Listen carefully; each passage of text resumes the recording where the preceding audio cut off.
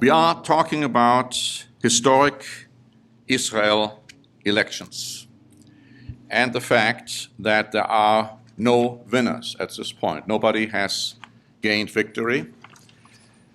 And it appears that a coalition must be formed between very unlikely parties. Everyone wants to be the prime minister. There may not be such an outcome, and already the press in Israel is speculating there may have to be a third election if they can come up with some kind of a coalition. We also, of course, talk about the attack on Saudi Arabia's oil facilities, and it appears as if Iran was behind it, maybe through their proxies. All kinds of reactions have been pouring in. We have been saying in our update here that sanctions would be imposed on Iran, but that may not be enough in the minds of President Trump and his voters. And sure enough, it wasn't enough, because now it was announced that also military assistance will be given to Saudi Arabia. That is American military assistance. So I'd like to read to you briefly from an article which was published by The Guardian. It gives you a perspective as to how the Europeans look at America's reaction. It says in here, they must be laughing their socks off in Tehran.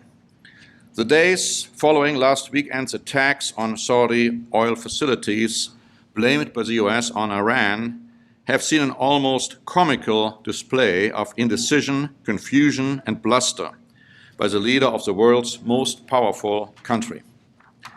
Trump could start firing off missiles at any moment. His unpredictability is part of the problem. The Iranians, emboldened, could overplay their hand. Another perceived provocation could jerk the meter back towards war.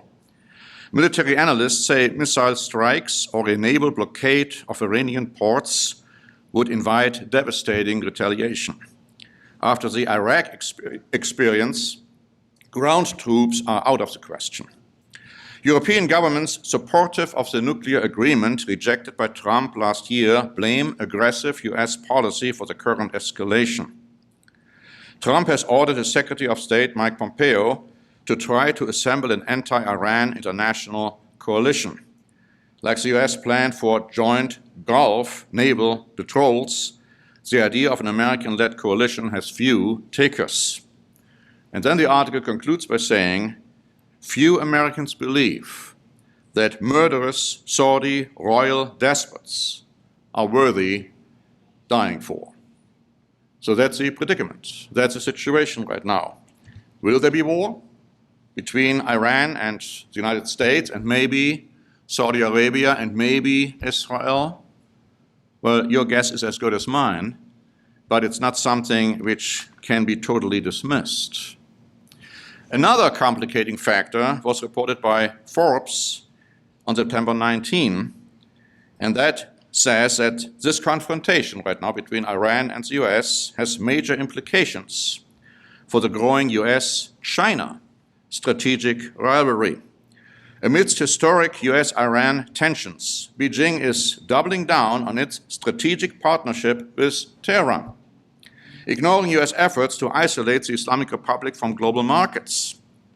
The two countries, that is China and Iran, agreed to update a 25-year program signed in 2016 to include an unprecedented $400 billion of investment in the Iranian economy. And then it says that Russia, too, is a major Iranian partner, weapons and nuclear, rocket and military technology supplier. So we see here that if a war was to break out, it would affect many, many more countries, not just those in the Middle East. Going back to our update, we also talk about the ongoing Brexit debacle. And now it appears that a no-deal Brexit becomes more and more likely and that Johnson will go ahead with leaving the EU by Halloween. Now, we don't know, it could still be postponed somehow, but it appears according to the reports in the press, especially in England and Europe, that it's going to go forward. I found this article quite interesting, which was published by Express on September 17. It said, the European Union has ambitious plans to incorporate Western Balkan nations as Brussels seeks to continue to enlarge the bloc despite Britain's imminent departure, prompting comparisons with the, guess what, Roman Empire. And it goes on to say that the European Parliament Brexit coordinator, Guy Verhofstadt, said that in the world order of tomorrow there will be empires. And then he goes on to say, in which we Europeans and you British, notice the distinction, we Europeans and you British can only defend your interests if we have a framework within the European Union. The interesting thing is that, in fact, the EU will become the final revival of the ancient Roman Empire. And we have been saying that for, I don't know how many, almost like decades. Almost like centuries, for that matter. It's going to happen. And now more and more people are talking about it, not knowing what the Bible says, just looking at the historical and current facts. And then there was another article by the same paper, Express, speculating about a nuclear war. And of course, they talk about a nuclear war between Russia and the United States, and we know that's not going to happen, not before Christ comes back, and won't be a nuclear war then after Christ has returned. But the interesting thing is, they point out that during this nuclear war, Europe will be devastated. And that is something which is going to happen. Not between America and Russia, but it will be a nuclear war then between Russia and Europe. And Europe will be devastated in that nuclear war. And that is something which, of course, Europeans are afraid about. I mean, they don't know for sure that it's going to be Russia which is going to attack them, even though they have some concerns. But that's what's going to happen. Of course, we have an article in here about our mainstream press and why most Americans don't have any trust in our mainstream media, and there are good reasons for that. One article goes into the incredible allegations against Supreme Court Justice Brett Kavanaugh, which the New York Times reported, and the Democrat contestants and contenders for presidency said immediately, oh, well, he needs to be impeached. And then the whole thing became just a joke because there was no substantial evidence to support these allegations. And then we also talk about the allegations against the world's most famous, and many say best living opera singer, Placido Domingo. And women have come forward without being identified, with all kinds of unspecified allegations against him. And Russia put America to shame in that they invited him to a famous concert over there while many American institutions rejected him. No proof that any of that is true, but they rejected him except for the Met in New York, which now has said, no, he's going to perform, and I like that.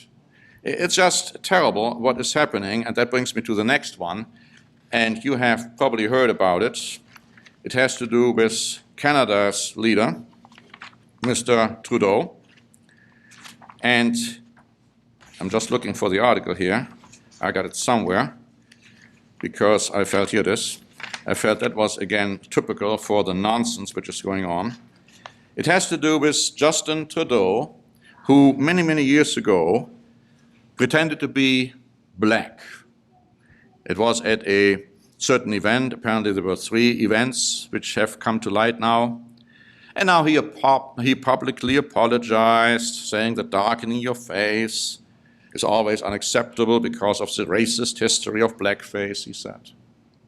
And of course, you also probably remember former Fox and NBC moderator Megyn Kelly. She lost her job with NBC when she defended whites wearing blackface customs, saying, when I was a kid, it was okay. And so she had to leave. To me, it's just absolute nonsense. You know, it was sure okay when I was a kid, it still should be okay today. You know, this exaggerated hype is just ridiculous in my mind. The question I have is anyone equally upset when a black person pretends to be white at a custom party? Of course not. Of course not. But you see, this is a kind of world we live in. That's a kind of left-wing liberal media which is using this kind of stuff to bring about dissension in the country. That's what it is. They are bringing about dissension. Nothing further and nothing more to be said about that. When it comes to persecution, I'd like to again bring your attention to what's happening in Russia, insofar as Jehovah's Witnesses are concerned. Deutsche Welle wrote on September 20 that a Russian court has sentenced 6 Jehovah's Witnesses to jail of 2 and up to 3.5 years for belonging to a quote-unquote extremist organization. Since 2017, the movement, founded in the United States, has been outlawed in Russia. Now, Russia, they say, the Russian Jehovah's Witnesses have reportedly 170,000 followers and 8 million worldwide. The article goes on to say that Russia's Orthodox Church, which is allied with President Vladimir Putin, had cast Jehovah's Witnesses who reject military service and blood transfusions as belonging to a foreign sect that erodes state institutions. Thursday's jailings followed the conviction and jailing of 6 years of a Danish individual in Russia for his association with Jehovah's Witnesses last May. 6 years, only because he belongs to Jehovah's Witnesses. It says over 250 in Russia are facing criminal charges. 41 are in detention, 23 under house arrest. Those convicted, all men, had been jailed for nothing, said Rachel Denver of the US-based Human Rights Watch. That's happening in Russia. I mean, there are many, many voices which really have their great concern here in the United States of what Putin and Russia are doing, right? I mean, the government, they are talking about the terrible persecution. Not one voice I've heard, not one, complaining about this. When it comes to true Christians, which will happen, guess how many will complain? Probably nobody. Here's an article by LifeSite News from September 17, which actually Mr. Niehoff sent me yesterday from Australia, but it has to do with something in California. It says a California legislature has voted in a resolution that blames religious groups who hold to biblical understandings of sex and gender, listen, as responsible for disproportionately high rates of suicide among homosexuals and transgenders. So who is responsible now for those who commit suicide? Religious groups who teach what the Bible says. Now the article goes further and of course has all kinds of further statements which we will have published in the next update. Talking about a left liberal movement clearly opposed to the Bible. Now, I talked to you about Italy's Salvini, the guy who had to step down when this new government came into place. He was compared with Mussolini, and I have told you that I don't believe that we have heard the last of him. The EU Observer just wrote, in all likelihood, all he, that's Salvini, would have to do is to sit back and await his turn. Salvini will be on a war footing, whipping up a blizzard across the land in preparation for the inescapable general election. And that is where Salvini will flourish. As the new government begins to unpick his hardline policies and move towards a more conciliatory relationship with the EU, expect public anger to grow and for Salvini to duly capitalize on it. And so let's just wait and see what is going to happen. And as I also pointed out, there was a time when Mussolini and Hitler worked together. I could see something similar happening in the future, because after all, the AfD in Germany, the right-wing party, is becoming bigger and bigger and bigger. And there will be elections pretty soon, state elections, and everybody is holding their breath to find out, are they going to repeat their recent victories, which they had in 2 East German states. As you can see, a lot of things are happening in the world, and we need to watch. We need to watch world events because they will show us how far and how quick we are towards the return of Jesus Christ. There's a few more articles which I perhaps could talk about. I'm surprised that I have more time. I thought I was already over time, but I still have time, right? So I can perhaps talk about the German AfD party. This is the right-wing party. And it says in an article by NPR that the center-left coalition governments in both Brandenburg and Saxony managed to hold onto power by just single percentage points. But the 2 state elections confirmed what political analysts have been warning for years, that the AfD is rapidly gaining popularity among German voters. In 2013, when the party was founded, it didn't have enough votes to sit in Germany's Bundestag or parliament. 6 years later, now if you want to even fathom that, the AfD is now the 3rd largest party in Germany, winning 94 of the Bundestag's 704 seats in the last federal elections. Polling data released this week shows that the AfD is rapidly gaining in national popularity.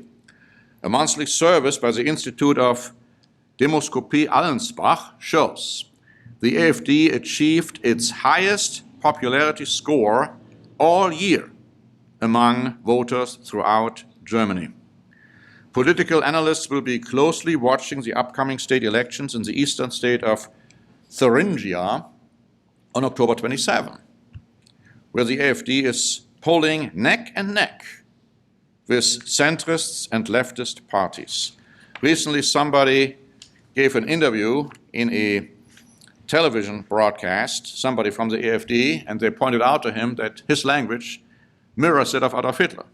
And then he got all upset and he walked out. So at this point, let me just say, I haven't seen the charismatic political figure yet in Germany, whether it's in the AfD or in any other of the parties, who would qualify as the beast. But we are watching. We are sure watching. And especially the AfD has had all kinds of changes in their leadership over the years, and maybe somebody's coming up. Somebody who would be in line with Salvini in Italy, and some other interesting movements in Europe. So we'll have to see. Now, I'm not saying that this has to be the ones, these parties have to be the ones who ultimately will lead Europe. We don't know that yet. But it's something to watch, because history has a funny way of repeating itself, and that's how Hitler came to power. See, Hitler never got the majority in the votes, but he was able to get to power because of the coalitions he was able to make and to enter into. And then, of course, the president at the time, Hindenburg, felt he had no other choice than to make him, Hitler, the chancellor. So things have happened before. And by the way, Hitler was Austrian, as you know. But at that time, he became also a German citizen. And there are ways today, actually, that could happen as well. So anyway, we'll have to watch, and we have to be very aware of the fact that we are getting closer and closer to Christ's return. I absolutely believe this. I almost forgot about that. Another, of course, event which hit the headlines this week had to do with a phone conversation, or numerous phone conversations, between President Trump and the leader of the Ukraine. And the idea that the leader was urged by Trump to investigate Joe Biden's son as having done some inappropriate actions in the Ukraine. And of course, the Democrats, as you can imagine, they are absolutely vivid and livid. And Trump said, it's no big deal, I can do whatever I want to do as a leader. I have to smile because I'm thinking of his attorney, Giuliani, who gave an interview on CNN. I don't know whether you happen to see that, happened this week.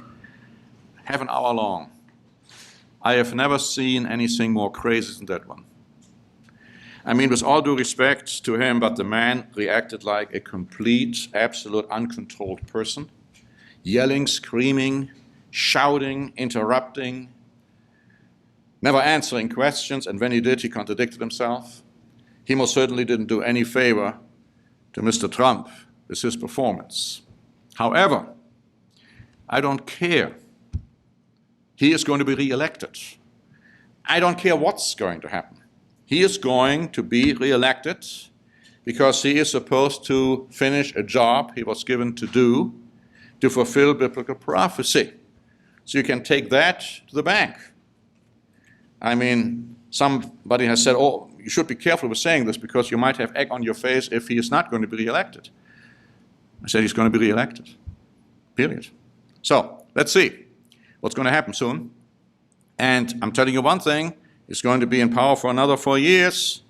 The world will look quite different than how it looks today.